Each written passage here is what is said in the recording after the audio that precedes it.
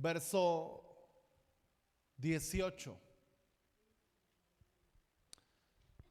Santiago 1, verso 18.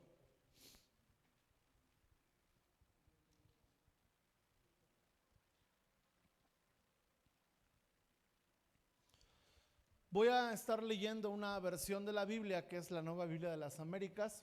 Es muy parecida a la que está aquí en la pantalla.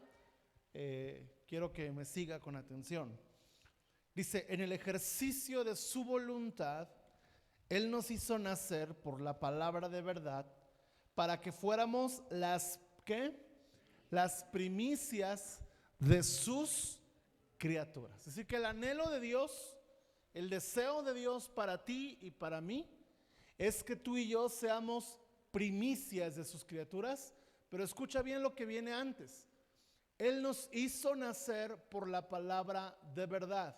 Quiere decir la escritura con esto que cuando tú y yo venimos al Señor y su palabra cautivó nuestro corazón y nosotros creímos en Él y le recibimos como Señor y Salvador, ese fue el afecto de su voluntad.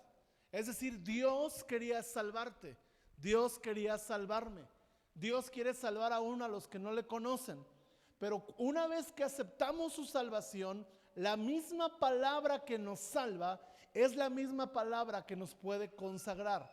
Porque entonces habla de que ahora en Jesús somos primicias.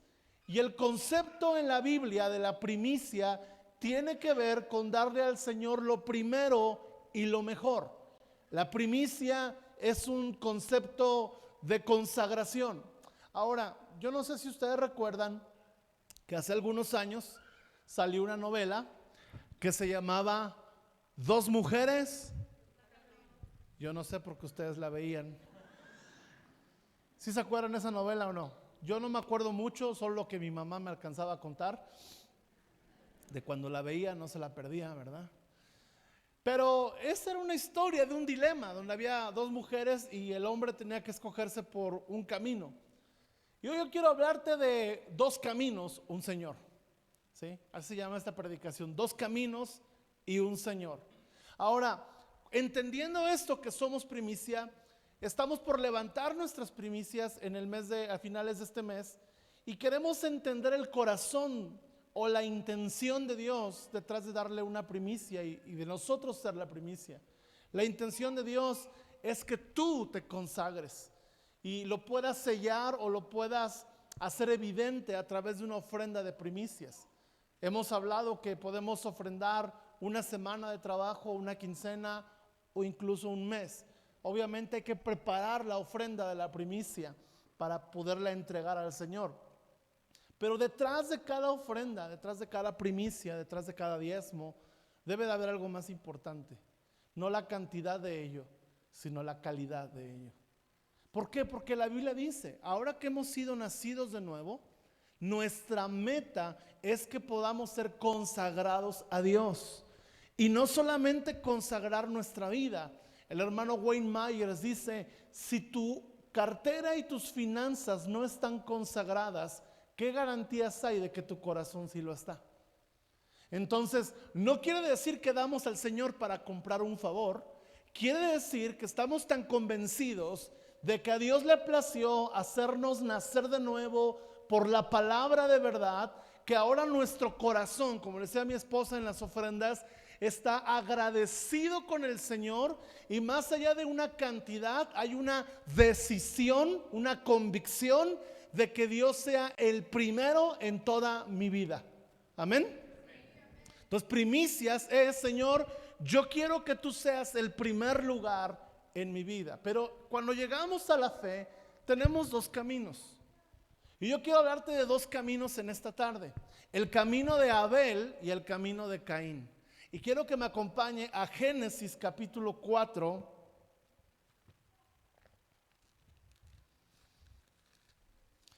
Génesis capítulo 4.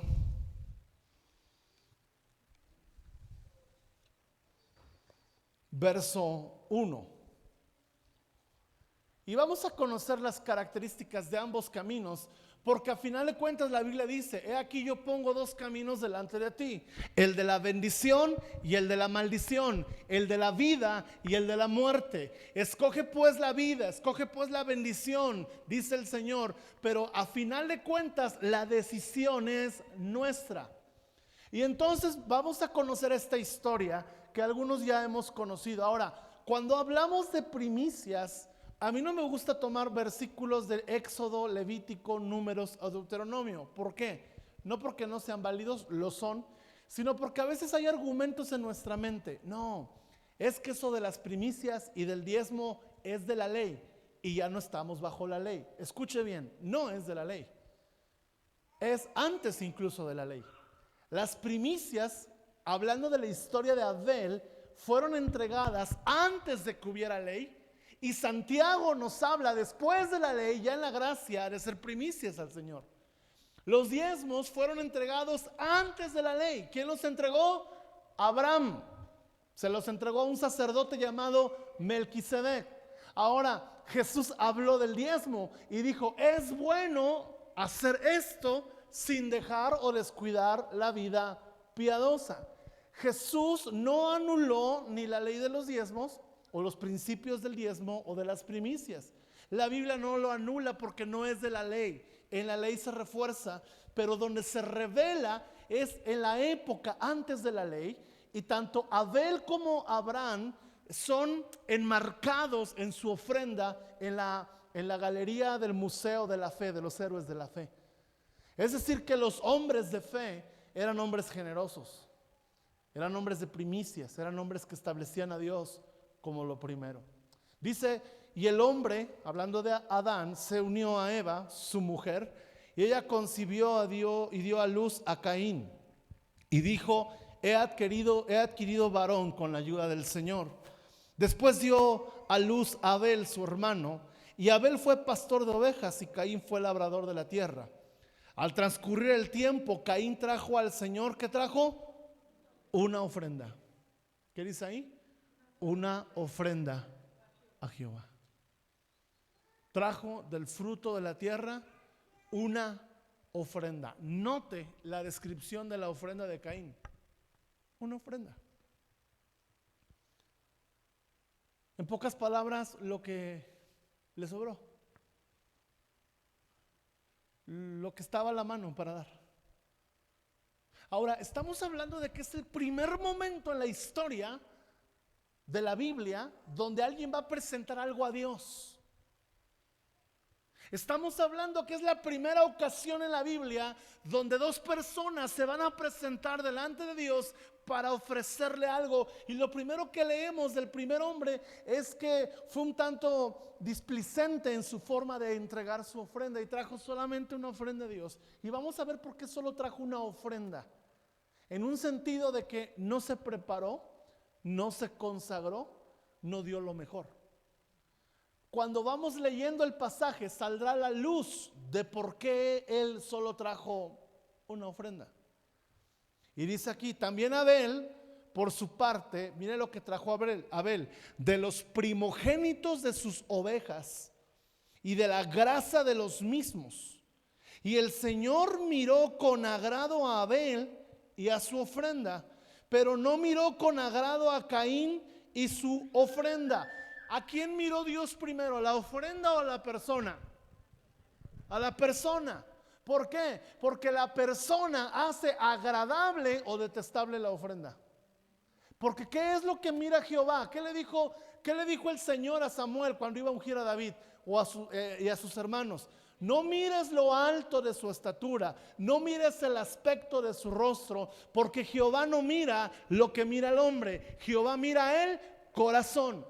Detrás de esta ofrenda, de la manera en la que se menciona ahí, de Caín, estaba una actitud que Dios estaba viendo y que a Dios no le estaba agradando. Por lo tanto, no era lo que Caín traía. No era solamente la cantidad o la especie de lo que Caín estaba ofreciendo. Era que la actitud de Caín estaba provocando una ofrenda escueta. O sea, no es que Dios miró con desagrado a Caín porque trajo poco. Porque muchas veces hemos venido con 20 pesos, con 50 pesos y a lo mejor es poco, pero en ese momento era todo lo que tú tenías y tú lo entregaste al Señor y el Señor no miró el número del billete, el Señor miró tu amor y tu fe. ¿Están conmigo? Díganme amén. Ahora es muy distinto cuando yo ando distante con Dios y le doy a Dios ahí lo que me sobra. Sea mucho, sea poco. Eso es lo que Dios ve. Y entonces Dios no miró con agrado la ofrenda de Caín. Miró con agrado la ofrenda de Abel. Porque si tú lo analizas, Abel juntó a todas sus ovejas. Y todas sus ovejas habían dado a luz crías. Y de todas las ovejas que Caín tenía, trajo a los primogénitos. Pero no cualquier primogénito. ¿A quién trajo? A los más robustos, a los más carnosos, los que sirven para una buena y exquisita barbacoa. Trajo el mejor ganado, trajo el mejor borrego, y no uno, sino trajo ¿qué? De sus crías, los primogénitos de todas sus ovejas. Nota que Abel no retuvo la ofrenda a Dios. ¿Por qué, amados? Porque el corazón de Abel era un corazón que estaba alineado al corazón de Dios. Era un corazón que estaba dando una ofrenda conforme al corazón y conforme al deseo de lo que había en el Señor. A tal grado, escuche bien, que la ley de las primicias en la ley se estableció por el carácter justo de Abel. La ley de los diezmos se estableció en la ley por el carácter justo y piadoso de Abraham. No son las leyes las que regían a los hombres, era el carácter de hombres lo que establecía Dios como principio para establecer una ley.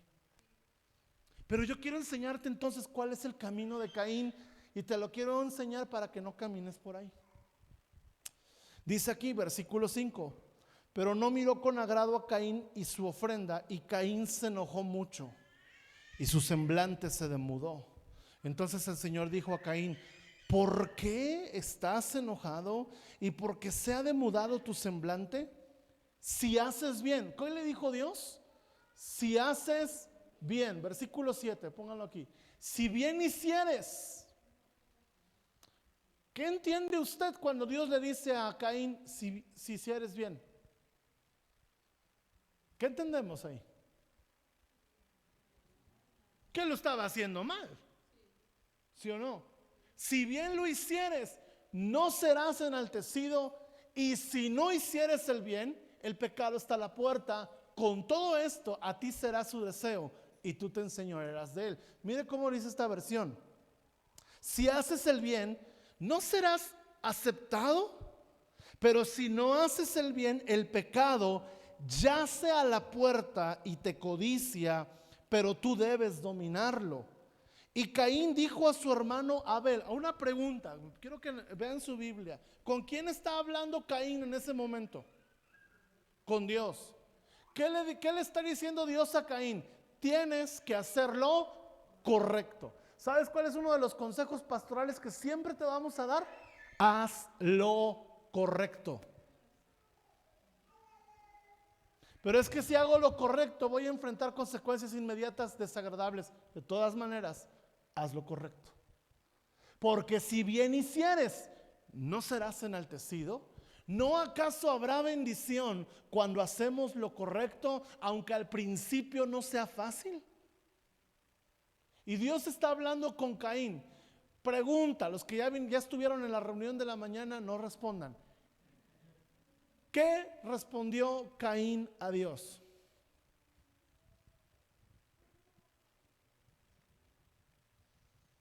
¿Qué le dijo Caín? Ahora sí, los que vinieron en la mañana, a la cuenta de 3, 1, 2, 3. Nada. ¿No pasa eso cuando nos estamos distanciando con Dios? Que no le respondemos a Dios. En cambio, ¿qué hizo Caín? Le dijo a su hermano: vente, vamos a dar un paseo. Versículo 8. Caín dijo a su hermano Abel, vamos al campo. Y aconteció que cuando estaban en el campo, Caín levantó contra Abel, su hermano, la mano y lo mató. Ahora, es todo esto que está sucediendo, el enojo de Caín, el asesinato de Caín, el cambio de semblante de Caín, todo esto revela el por qué Dios no aceptó su ofrenda. Porque ya había maldad en el corazón de Caín. Y entonces la maldad gobernaba tanto el corazón de Caín que también gobernaba su forma de adorar a Dios.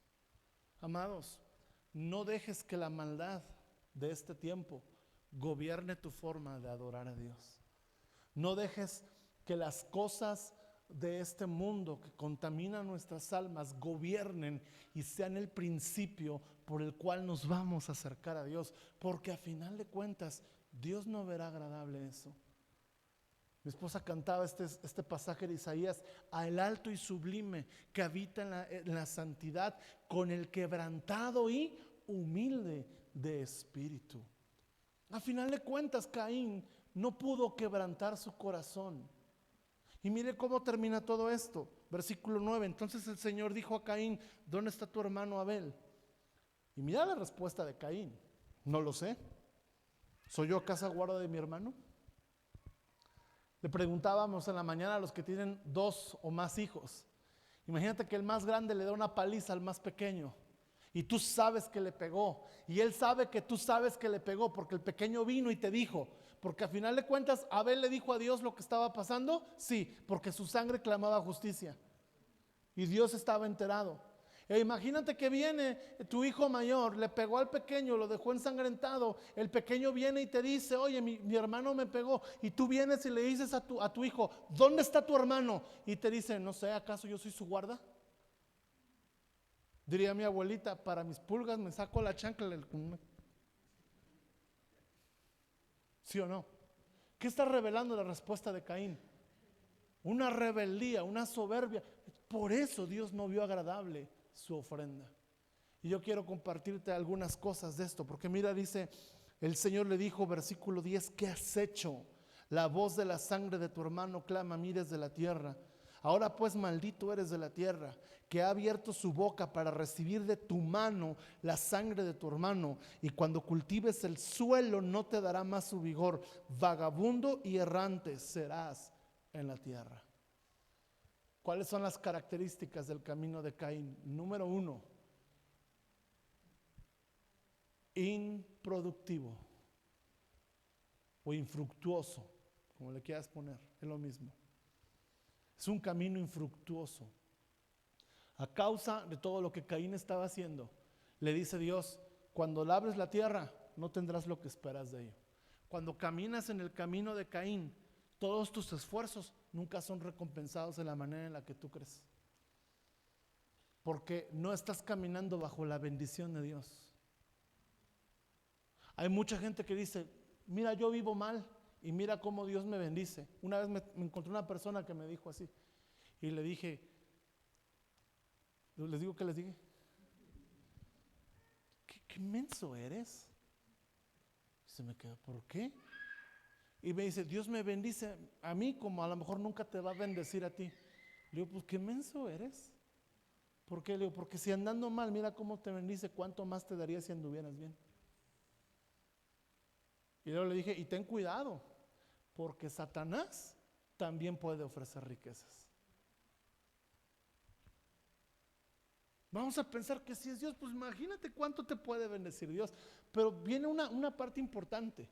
Dios maldice a Caín, le dice: por cuanto has caminado así, nunca vas a cosechar el fruto de la tierra que tú creías cosechar, que tú anhelabas cosechar.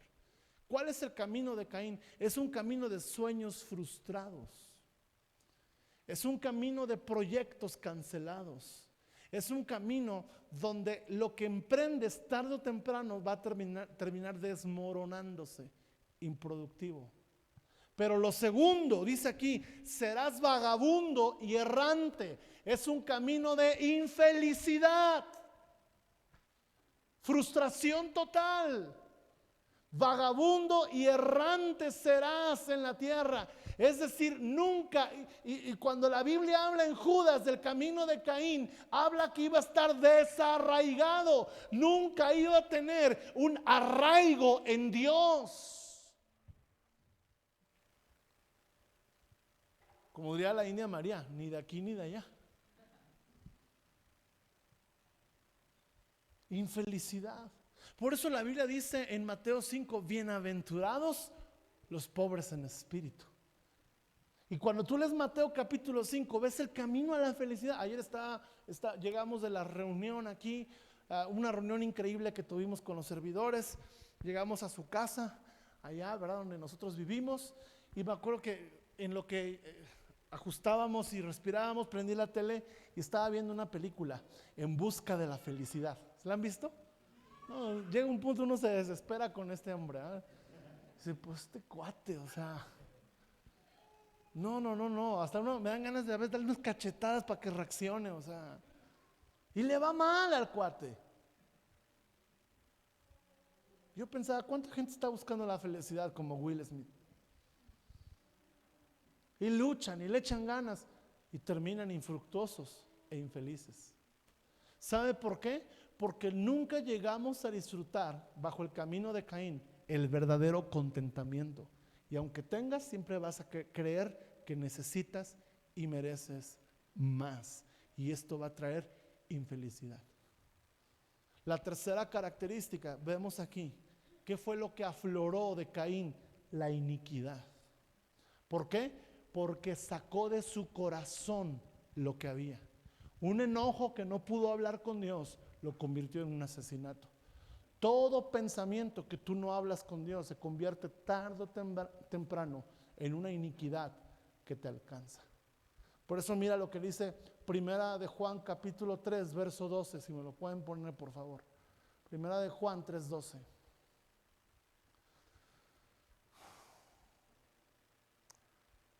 Léalo conmigo aquí en la pantalla. No se puede que sea un poquito más grande la letra de la pantalla. Lo digo por mí, porque no alcanzo. Lo leemos todos juntos. ¿Qué dice? No como Caín, que era del maligno y mató a su hermano. ¿Y por qué causa lo mató? Porque sus obras eran malas. La tercera característica de Caín es que sus obras son malas, es iniquidad. ¿Cuál es la primera? Infructuoso. La segunda, infeliz. La tercera, iniquidad. Le voy a explicar cómo es el tema de la iniquidad. La Biblia dice que nuestros pecados nos alcanzarán y que los pecados de nuestros padres hasta la cuarta generación nos están esperando para destruirnos si aborrecemos a Dios. Entonces voy a pedir a las tres iniquidades que están ahí que se paren y se vengan aquí. Ustedes tres, córranle, que ahora sí se está grabando. Íbamos a traer unas máscaras de demonios, pero no era necesario. Ellos son las iniquidades. Digan un pecado, el favorito. ¿Qué pasó? Vamos a pensar, brujería, ¿no?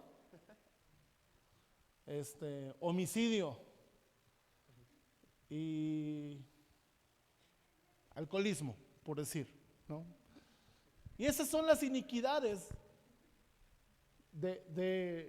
que nos están esperando. Entonces, pongan cara de iniquidad al acecho. Ándale.